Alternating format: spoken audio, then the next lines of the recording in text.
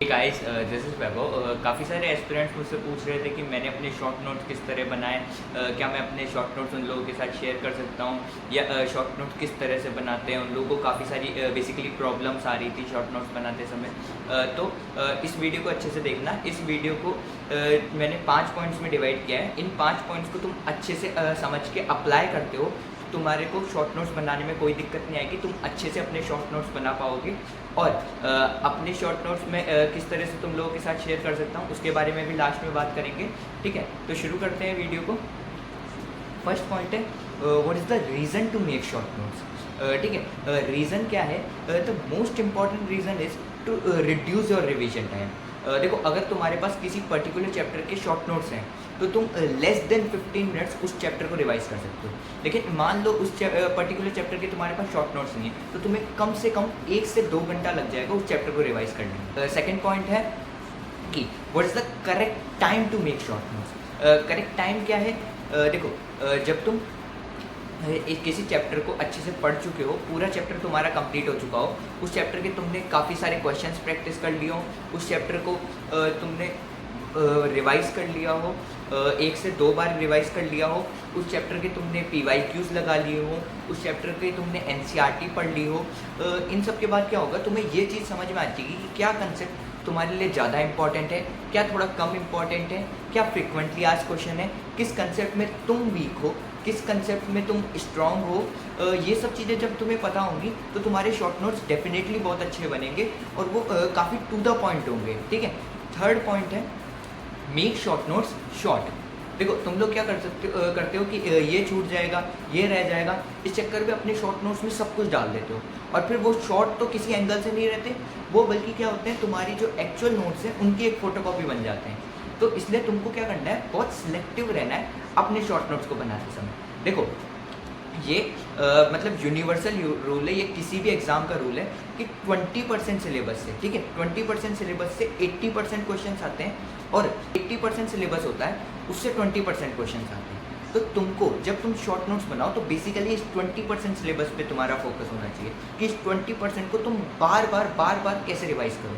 ठीक है, तो तुमको यही स्ट्रैटेजी को अपनाना है और ट्राई करना है अपने शॉर्ट नोट्स को बार बार रिवाइज करो।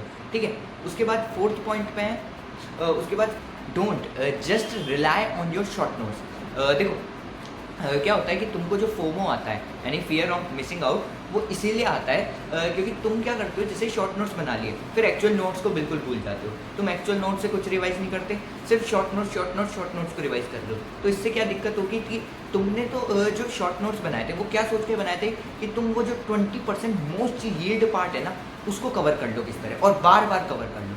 अब तुमने उसको तो अच्छे से कवर कर लिया, लेकिन जो बाकी के 80% सिलेबस है उसको भी तो तुम्हें रिवाइज करना है। जो बाकी के जो 20% क्वेश्चन आएंगे उनको क्या छोड़ दोगे? नहीं ना।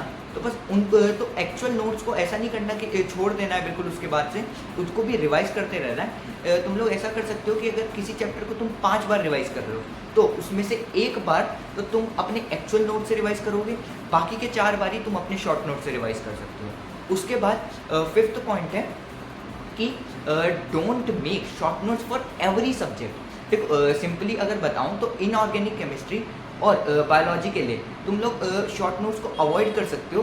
रीज़न बीइंग कि उनमें से किसी भी चैप्टर में से किसी भी लाइन में से क्वेश्चन फ्रेम किया जा सकता है और अगर तुम फिर शॉर्ट नोट्स पर रिलाई करोगे और शॉर्ट नोट्स को ही रिवाइज करोगे तो फिर तुमको दिक्कत आ जाएगी, तुम बाकी का सिलेबस अच्छे से रिवाइज नहीं कर पाओगे। इसलिए तुम ट्राई करना जो अपने एक्चुअल नोट्स हो, जो लॉन्ग नोट्स हो, उन्हीं को बार बार रिवाइज करो।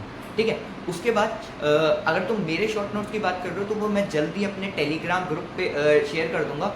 अगर तुम लोगों ने टेलीग्राम अभी तक ज्वाइन नहीं किया है तो आप लोग पिंड कमेंट में से और डिस्क्रिप्शन बॉक्स में से मेरे टेलीग्राम ग्रुप को ज्वाइन कर सकते हैं। और काफ़ी लोग कह रहे थे कि मुझे कि उन लोगों को प्रॉब्लम आ रही है बेसिकली उस लिंक से ज्वाइन करने में, तो तुम लोग सीधा टेलीग्राम पे जाके भी सर्च कर सकते हो वैभव गोलानी AIR 59, तो तुमको ग्रुप मिल जाएगा और तुम उसको ज्वाइन कर सकते हो। और साथ में एक बोनस पॉइंट भी है, चलो बोनस पॉइंट को अगले वीडियो में डिस्कस करेंगे। अगर बोनस पॉइंट तुम्हें मिस नहीं करना तो चैनल को सब्सक्राइब कर देना। और अगर तुम लोगों में से कोई लोग अगर लेट इस वीडियो को देख रहे हैं तो वो एक बारी डिस्क्रिप्शन बॉक्स में लिंक चेक कर लेना, उसमें हो सकता है बोनस पॉइंट का जो लिंक हो वो आ गया हो। ठीक है। तो बस आज के लिए इतना ही। Thank you. बस जो भी नीट एस्पिरेंट्स हैं, जो भी जिनको इसकी ज़रूरत है, उनके साथ ये वीडियो को शेयर करना, और मेहनत पसंद आई हो तो भाई की लाइक कर देना, ठीक है।